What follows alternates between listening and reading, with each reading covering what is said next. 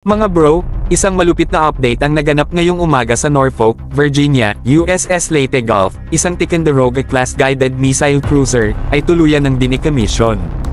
Pero eto na ang tanong mga bro, paano kung makuha ng Philippine Navy ang ganitong klaseng barko?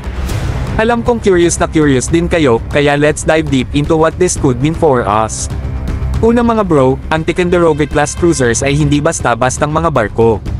Equipped ang mga ito ng Advanced Aegis Combat System, isang integrated system na may kakayahang mag-track, mag-detect, at mag-neutralize ng iba't ibang banta mula sa eroplano hanggang sa ballistic missiles.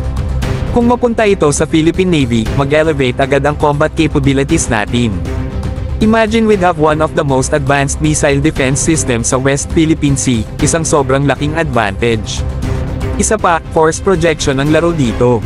Kung nasa atin ang isang tulad ng USS Leyte Gulf, hindi lang tayo magtatanggol sa ating teritoryo, kundi magkakaroon tayo ng deterrent sa mga kalapit bansa na nagpapakita ng interest sa West Philippine Sea.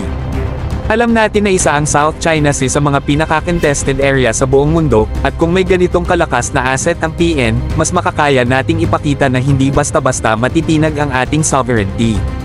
At syempre mga bro, kung operational na ang ganitong guided missile cruiser sa ating fleet, mapapaangat ang moral ng ating mga tropa. Hindi na tayo basta-basta magre-relay sa mga light frigates at corvettes. Ang Leyte Gulf ay parang game changer na magbibigay ng bagong dimension sa ating naval strategy.